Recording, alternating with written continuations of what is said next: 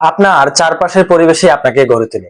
আমি ছোটবেলায় যখন ফিফা ওয়ার্ল্ড কাপ অর্থাৎ বিশ্বকাপ খেলা দেখতাম, তখন আমি ব্রাজিল আর্জেন্টিনা দুইটা টিমকে আমি ভালোবাসতাম, সাপোর্ট করতাম। দুইটা টিম হারলে কষ্ট লাগতো, জিতলে আনন্দ লাগতো। তো একটা সময় দেখতাম ব্রাজিল টিম যখন খেলতো, আর্জেন্টিনা যারা অতি উৎসাহী এবং অতি সাপোর্ট করতো, তারা মানে ব্রাজিল ফ্যানদের বলতো আজকে ব্রাজিল হারবে। এবং আর্জেন্টিনা যখন খেলতো, ব্রাজিলের টিম মানে অতি উৎসাহী যারা আছে, মানে ব্রাজিল টিম যারা অতিরিক্ত সাপোর্ট করতো, তারা আর্জেন্টিনা ফ্যানদের বলতো যে আজকে আর্জেন্টিনা হারবে। তো এই যে তর্ক বিতর্ক শুরু হলো, আমরা দেখতাম তখন কিভাবে যে হঠাৎ করে আমি নিজেকেও এই তর্কের মধ্যে জড়াই ফেলি। তখন হয়তো কোনোদিন আহ আর্জেন্টিনার খেলা ছিল, আমি হয়তো ব্রাজিলের পক্ষে নিয়েছিলাম। সেখান থেকে আমি নিজেকে আবিষ্কার করলাম একজন ব্রাজিলিয়ান ফ্যান হিসেবে, অর্থাৎ ব্রাজিলের ফুটবল প্রেমিক হিসেবে।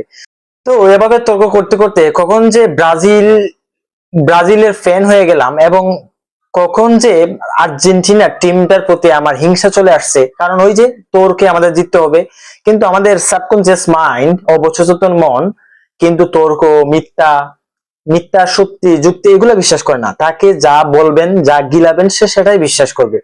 তো সাবকনসিয়াসলি আমি মানে আর্জেন্টিনার প্রতি আমার হিংসা চলে আসছে। সাবকনসিয়াসলি আমি আহ, আর্জেন্টিনাকে ঘৃণা করতে শুরু করলাম। তো যখন আর্জেন্টিনা জিতে তখন আমার হিংসা লাগে, যখন হারে তখন আমার ভালো লাগে।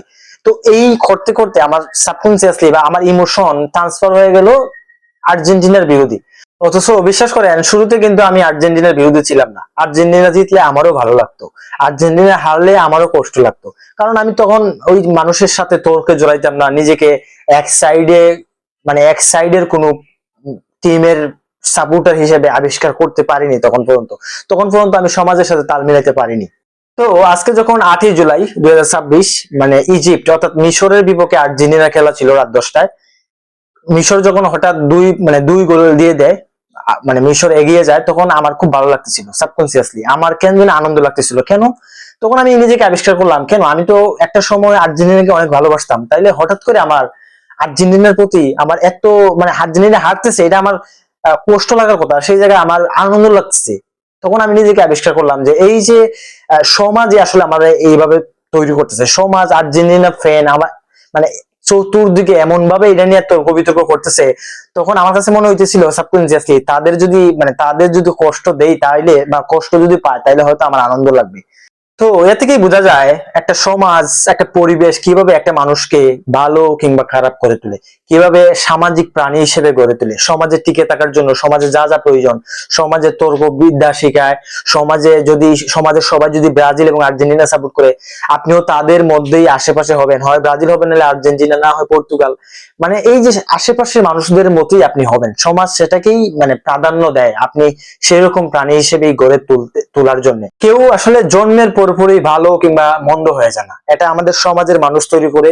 সমাজে সে বেড়ে উঠে, সমাজের সামাজিকীকরণ হয়ে উঠে, সমাজের সোশিয়ালাইজেশন বা সামাজিকরণ কিভাবে হয়ে উঠে, সে পরিবার, মিডিয়া বা বন্ধু বান্ধব, ওয়ার্ক প্লেস বা খেলার সাথী, প্রতিষ্ঠান, এগুলোর মাধ্যমে একটা মানুষ শিখে সমাজে টিকে থাকে। তো এই যে সমাজের বাহনগুলা, ফ্যামিলি, তারপরে হচ্ছে বন্ধু বান্ধব, প্রতিষ্ঠান, ধর্মীয় ইনস্টিটিউশন, তারপরে হইতেছে ওয়ার্ক প্লেস, এই যে এজেন্সি গুলা, বাহন গুলাই একটা মানুষকে সামাজিক প্রাণী হিসেবে গড়ে তুলে। সমাজে ভালো হবে বা মন্দ হবে সেটা তৈরি করে। তো যদি বাসায় বা মেসে কেউ যদি উগ্র আচরণ করে, তাহলে আপনি একটা সময় না একটা সময় গিয়ে উগ্র আচরণ করতে বাধ্য হবেন। এভাবেই আপনাকে সমাজ গড়ে তোলে। কেউ যদি সমাজের কাছ থেকে একটু ডিফারেন্ট চিন্তা করে, একটু ডিফারেন্ট হওয়ার চেষ্টা করে, তাহলে আমরা সমাজ আহ তাকে আমরা শত্রু মনে করি, তাকে আমরা সমাজ থেকে বিতাড়িত করি। এটাই আমাদের সমাজ বিজ্ঞান।